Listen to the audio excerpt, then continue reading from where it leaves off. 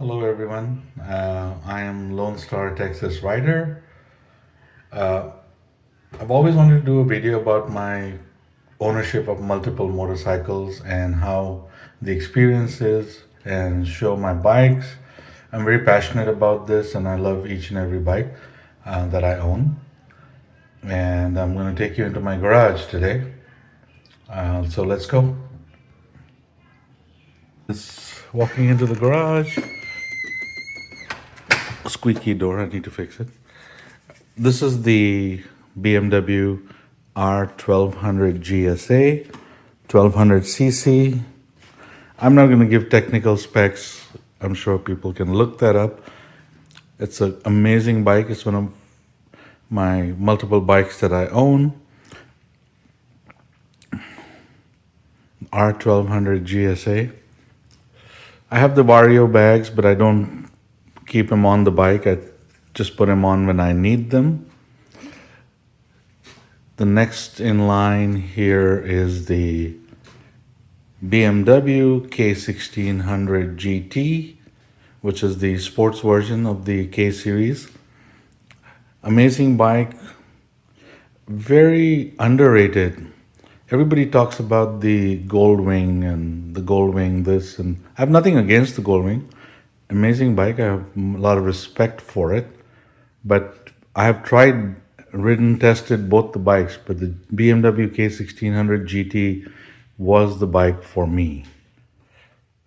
The features it has is amazing. It has the electric windscreen, navigation on board, satellite radio, heated seats, heated grips, ample amount of storage. You've got the top box, which typically doesn't come with the GT. I added the top box. You've got the two side cases.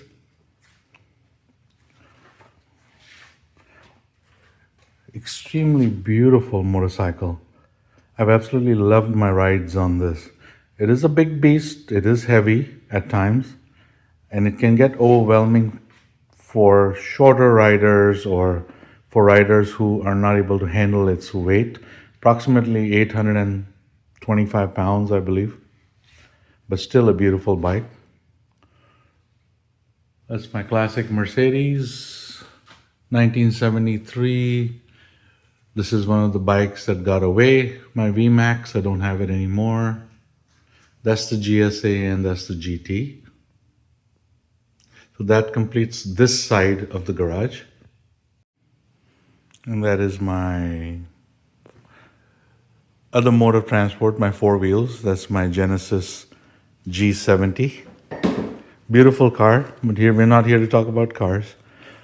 This right here is my spot to sit and admire my bikes and do whatever I'm doing when I'm sitting in my garage, my me time.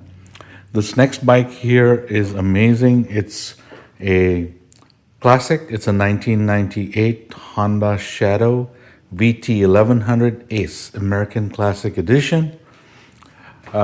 Very old school, basic motorcycle. It is carbureted, twin carbureted, V-twin with very minimal technology. It's a gorgeous bike. That color with the ivory cream and jade green, if you can see it, it's beautiful. The bike is in pristine condition. I absolutely love riding it. It's very basic, but it's puts a smile on my face every time I ride it. Next in line here is my newest acquisition. That's the Indian Springfield Classic 111 cubic inch. Works out to 1812 cc. That's a big bike. I have the aftermarket Shark Road exhaust on it. You can see some of my videos on YouTube. It's got good storage space, very classic looking bike. You can see the tail light is the arrowhead style. You've got beautiful studded seats. That two-tone paint is amazing. A lot of chrome. Oh God, it's tiring to clean this bike and polish it. I'm going to show you the arrowhead, the Indian head on the fender, which is pretty cool. It actually lights up. Really beautiful bike. It's got the running lights. It's got the I call it the train exhaust, steam locomotive exhaust. Beautiful.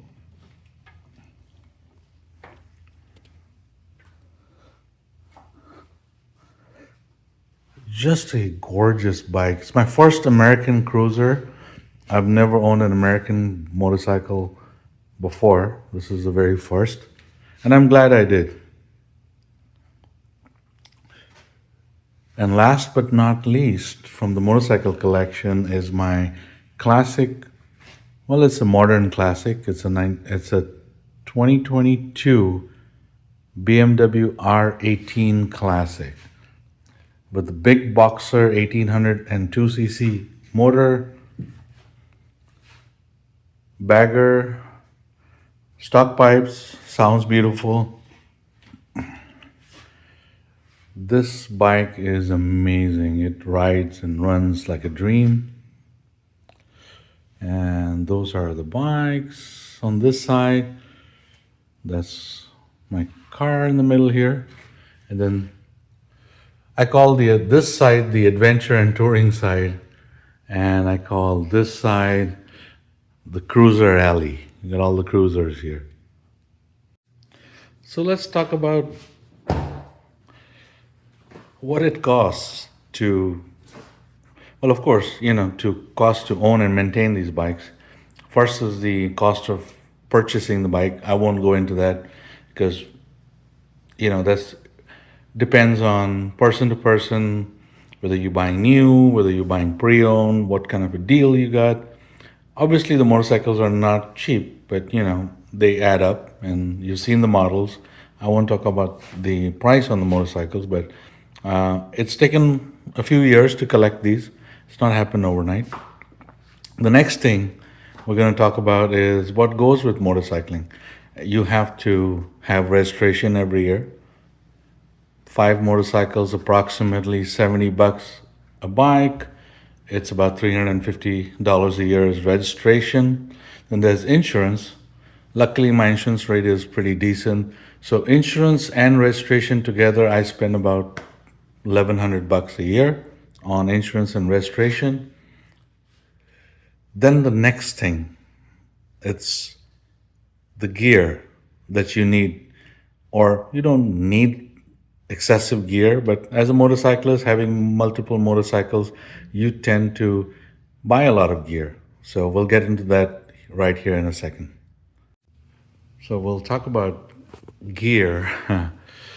Well, you don't need 10 jackets or 5 jackets. But if you're riding cruisers, you need a different style of jacket. If you're riding adventure, you need a different style of jacket. A touring bike, you need a different style of jacket. You need a summer jacket. You need a winter jacket. It's very hard to find one jacket that does it all. They are out there, trust me. But as a rider, I've realized you need to have different jackets that suit your riding mood, your riding needs, depending on your destination, where you're traveling.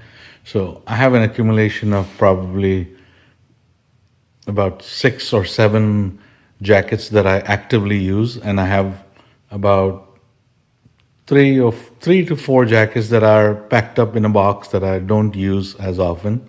So give or take about 10 jackets. Those are the Vario cases down there. Please excuse my messy garage. The next big expense again is helmets. Do you need 10 helmets? No, you don't. You need a good 3 to 4 helmets if you have multiple bikes. Some of my favorites are right there. My Schubert C4 Pro that I have, and then I just bought the Shark Road. That's the gray jacket, right? Gray helmet, sorry, right there. It's really cool. They all have Sena, Bluetooth, and all that good stuff attached with it. And then I have cruiser helmets, adventure helmets. That red, white, and blue helmet is retired. It was a helmet I used to use in the early 2000s, but I loved it so much I saved it, and it goes on my wall. I don't ride with it anymore. I have a couple of extra helmets there for in case I have a friend or somebody who's riding with me. there you go. So that's all about helmets. Those are pretty expensive. Helmets can run you $100, $200, all the way up to seven, $800,000 as well. All that adds up. Then we're talking about boots. You got different boots, cruiser boots, adventure boots, touring boots. All these add up as well. An average riding boot is about $200 to $300. You got 7 pairs over there, 6, 7 pairs. That's about $2,000 right there. The helmet's probably about another $3,000, give or take. The jackets are probably my most expensive investment because I ride and I use OEM BMW jackets. That's the new BMW Rally jacket that I just bought a couple of days ago. Got a pretty good deal on it. I didn't pay the $1,000 sticker price. I got a pretty good deal, about half the price. I've got multiple BMW jackets. I've got a leather jacket too. And oh, yes, I have my Indian jacket that has the Indian logo and stuff on it, but that's in the closet inside the house. I will say I do love my car. It's a beautiful car, the Genesis G70 Turbo, twin turbo. Overall, it's a fun experience, but it's not a cheap hobby. I should say it's not an inexpensive hobby. It takes time. You can't do all this overnight. It takes time, it takes energy, and it takes a lot of patience to get to this point where you can have multiple bikes. I mean, not everybody is born a millionaire, and I know I'm not. This is a lot of hard work and hard earned money that I have accumulated and invested into this hobby of mine. But I love it, and this is the thing that I enjoy doing the most.